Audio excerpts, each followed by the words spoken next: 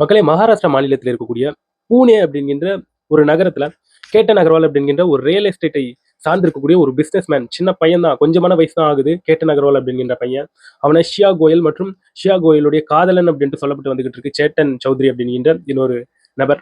So இந்த ரெண்டு பேரும் சேர்ந்து இந்த கேட்டன் அகர்வாலை வந்து கொலை பண்ணி வச்சிருக்காங்க. இது சம்மந்தப்பட்டிருக்கக்கூடிய அப்டேட்ஸ் இப்போ வெளியே வந்திருக்கு. அது மட்டும் இல்லாமல் இந்த ஷியா கோயல் அப்படிங்கிற இந்த பெண் வந்து நடுவிரல் காமிச்சிருக்குங்க மீடியாவுக்கு. இது சம்மந்தப்பட்டிருக்கக்கூடிய இந்த டீட்டெயில்ஸ், இந்த வீடியோஸ் தான் இப்போ இணையத்தில் பயங்கர வைரலாக போயிட்டு இருக்கு. ஸோ இதெல்லாம் பற்றியும் ரொம்ப வேகமாக உங்ககிட்ட வந்து எக்ஸ்பிளைன் பண்ணிடுறேன். வணக்கம் மக்களே, நான் உங்கள் கோகுல், இது உங்கள் கூகுள் டேக். இது போன்ற கரண்ட் அஃபேர்லாம் நீங்கள் தெரிஞ்சுக்கணும்னா கோகுல் டேக் சேனலை சப்ஸ்கிரைப் பண்ணிக்கோங்க. அதாவது மக்களே, ஜூன் 18 அங்கே மகாராஷ்டிராவில் இருக்கக்கூடிய லோகாகாட் அப்படிங்கிற ஒரு கோட்டையில் கேட்டன் அகர்வாலை கூப்பிட்டு போயிட்டு இந்த ஷியாகுல் அப்படிங்கிற இந்த பெண்ணு கேட்டன் அகர்வாலை மனம் முடிக்க போகக்கூடிய வருங்கால மனைவி அப்படின்ட்டு கூட சொல்லிடலாம். அந்த பெண்ணு தன்னுடைய முன்னாள் காதலனுடன் சேர்ந்து லோகாகாட் கோட்டையில டாப்ல இருந்து தள்ளி விட்டுருக்கா. அந்த தள்ளி விட்டதுல கேட்டன் அகர்வால் கீழே வந்து இறந்து போயிட்டாரு.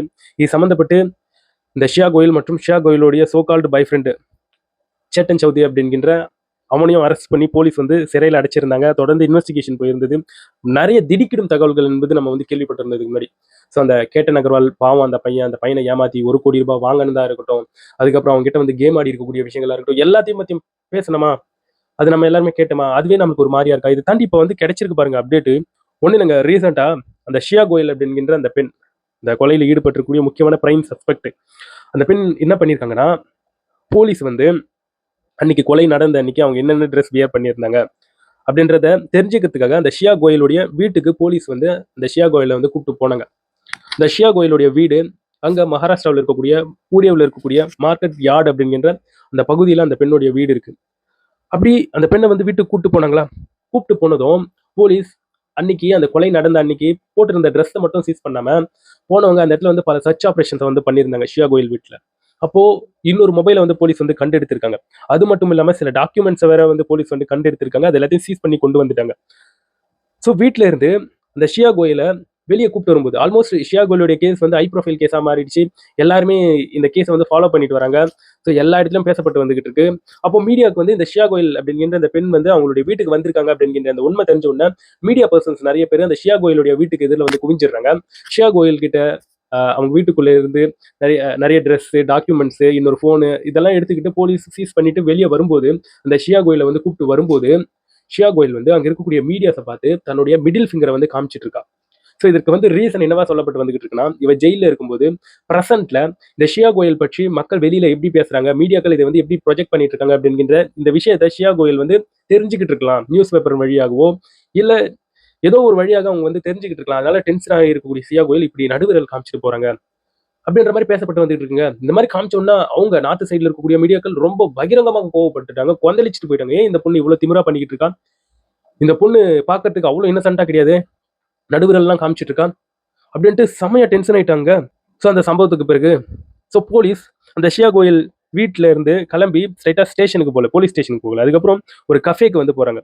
அந்த கஃபேல அந்த ஷியா கோயலும் அந்த ஷியா கோயலுடைய சோகால்டு பாய் ஃப்ரெண்ட் அப்படின்ட்டு சொல்லப்படக்கூடிய அந்த சேட்டன் சௌத்ரியும் 2 பேரும் உட்காந்து அந்த கொலை நடந்திருக்கக்கூடிய அன்னைக்கு உட்காந்து ஒரு கஃபே ஷாப்ல வந்து சில விஷயங்களை வந்து டிஸ்கஸ் பண்ணியிருந்தாங்க இல்லையா. அது சம்மந்தப்பட்டு போலீஸ் அந்த இடத்துக்கு கூப்பிட்டு போயிட்டு, நீங்க அன்னைக்கு இந்த கஃபே ஷாப்ல எங்க உட்கார்ந்து இருந்தீங்க, என்னென்ன பேசியிருந்தீங்க அப்படின்ட்டு அவங்க வந்து திருப்பி அந்த இடத்துல ஒரு சீன் ரீக்ரியேஷன் மாதிரி பண்ணியிருந்தாங்க. ஸோ ஷியா கோயிலும் எங்கெல்லாம் உட்கார்ந்து இருந்தா அதெல்லாம் அவங்க கிட்ட வந்து விவரிச்சுட்டு இருந்தா அங்க உட்காந்து. ஸோ என்னென்ன பேசியிருந்தாங்கன்ட்டு பல விசாரணைகள் போலீஸ் அங்க வந்து மேற்கொண்டு இருந்தாங்க. அது மட்டும் இல்லாம அங்க இருக்கக்கூடிய இந்த சிசிடிவி கேமராக்கள் இது போன்ற விஷயங்களை வந்து போலீஸ் வந்து ஆய்வு செஞ்சிருந்தாங்க.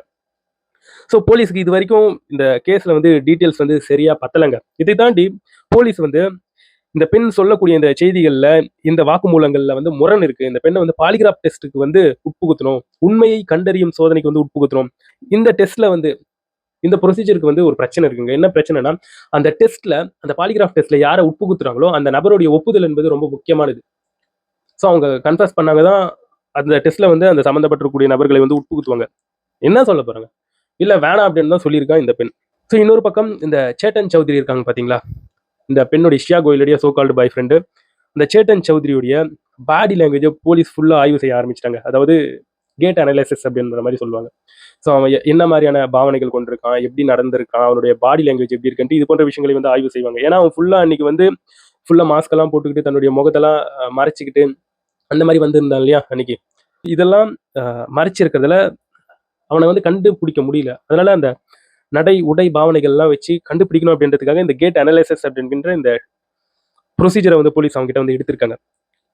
இதுல இன்னொரு திடுக்கிடும் தகவல்கள் என்னன்னு பார்த்தோம்னா, இந்த கேட்டன் அகர்வால் கொலை சம்பவத்துல வந்து இவங்க 2 பேர் மட்டும் பிரைம் சஸ்பெக்ட் இல்லைங்க. 3ஆவதா இன்னொரு நபரை வந்து போலீஸ் வந்து சந்தேகப்படுறாங்க. ஸோ போலீஸ்க்கு இது வந்து சந்தேகமாக தான் இருக்கு. அதனாலேயே அந்த 3ஆவது பர்சனுடைய நேம் எல்லாம் சொல்லல. ஆனா அந்த 3ஆவது அந்த பையன் யாருன்னு பார்க்கும்போது அந்த ஷியா கோயலுடைய சோ கால்டு பாய் ஃப்ரெண்டோடைய கிளாஸ்மேட் பையன். அந்த பையன் கூட இந்த பெண் வந்து பேசிக்கிட்டு இருக்கா. ஸோ அவன் தான் இந்த தேர்ட் பர்சன். இவங்க பல விஷயங்களை வந்து பேசியிருக்காங்க அந்த ஃபோன்ல இருந்து. ஸோ இந்த கொலை திட்டத்துல இந்த தேர்ட் பர்சனுக்கும் ஏதாச்சும் சம்மந்தம் இருக்கா அப்படின்ற மாதிரி ஒரு கோணத்துல இப்போ போலீஸ் வந்து ஆய்வுகளை வந்து பண்ணிட்டு வராங்க. இதுல வந்து ஒருவேளை அந்த தேர்ட் பர்சனுக்கும் சம்மந்தம் இருந்ததுன்னா இந்த கேஸ்ல வந்து 2 நபர்கள் மற்றும் கொலை குற்றவாளிகள் கிடையாது, 3 நபர்களா கொலை குற்றவாளிகளா மாறிடுவாங்க. அது மட்டும் இல்லாம இப்போ ஷியா கோயல் மேல வந்து சில ரூமர்ஸ் வந்து சுற்றி தெரிஞ்சுக்கிட்டு இருக்கு. அப்படிதான் சொல்லிக்கிட்டு இருக்காங்க. ஏன்னா இப்போ அந்த பெண் செய்திருக்கக்கூடிய சம்பவம் அந்த மாதிரி ஒரு கேவலமான வேலையை செஞ்சிருக்கா இல்லையா. ஸோ அதனால ஒரு சிலர் வந்து அந்த பெண்ணை வந்து டிஃபேம் பண்ணும், அந்த பெண்ணை வந்து கேரக்டர் அசாசினேட் பண்ணும் அப்படின்ட்டு பல விஷயங்கள் வந்து பண்ணுவாங்க. ஏன்னா அந்த பெண் செய்திருக்கக்கூடிய சம்பவங்கள் அந்த மாதிரி அப்படின்றதுக்காக கோவப்பட்டு அப்படி செய்வாங்க இல்லையா. அதுல ஒரு ஒரு சம்பவத்தை வந்து செஞ்சு வச்சிருக்காங்க. அது என்னன்னு பார்த்தோம்னா, அந்த பெண் வந்து போலீஸ் கிட்டேயே வந்து பீர் கேட்கறா. இந்த பொண்ணு எவ்வளவு குடிகாரியா இருக்காங்க பாருங்களேன். இந்த பொண்ணு எப்படி கிளப் மப்புன்ட்டு எப்படி சுத்தி இருக்கு பாருங்களேன். போலீஸ் கிட்டே பீர் கேட்கறா அப்படின்ற மாதிரி சொல்லியிருக்காங்க. அவங்களுடைய நார்த் சைட்ல இருக்கக்கூடிய மீடியாக்கள்ல இதை வந்து ஹெட்லைன்ஸா போட வேற ஆரம்பிச்சிட்டாங்க. அந்த பெண்ணுடைய அம்மா கிட்ட இதை பற்றி செய்தியாளர்கள் கேட்கும்போது அவங்களுடைய அம்மா பூஜா இது முற்றிலும் மறுக்கிறாங்க. இல்லைங்க, என் பெண்ணு வந்து பப்புக்கெல்லாம் போவாங்க இல்லைன்னு சொல்ல. ஆனா போலீஸ் கிட்ட போயிட்டு பீர் கேட்கற அளவுக்கு அந்த பொண்ணு வந்து அவ்வளவு மோசமானவ இல்லைங்க.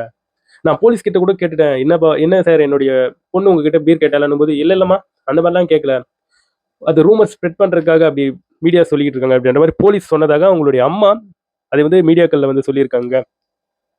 இதை தாண்டி இதுல இன்னொரு நியூஸ், பகிரங்க நியூஸ் என்னன்னு பார்த்தோம்னா, போலீஸ் வந்து கஸ்டடியில் வச்சிருக்காங்களே அந்த கஸ்டடி என்பது முடிய போகுது, எக்ஸ்பயர் ஆக போகுது.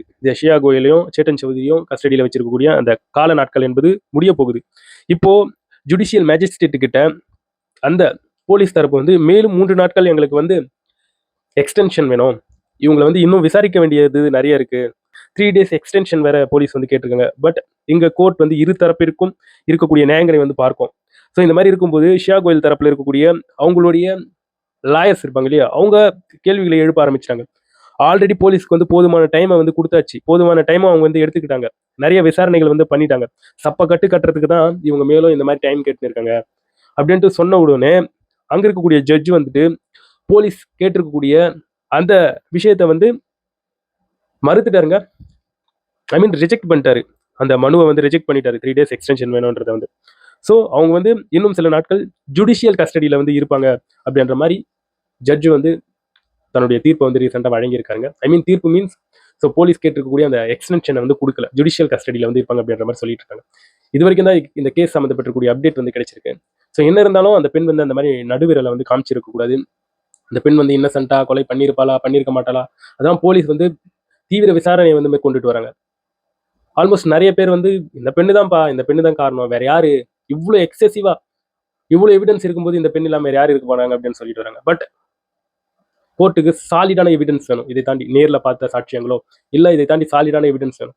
ஸோ அந்த சாலிடான எவிடன்ஸ் இல்லாத வரைக்கும் இந்த பெண்ணை வந்து விடுதலை செய்வதற்கு கூட வாய்ப்புகள் இருக்கு.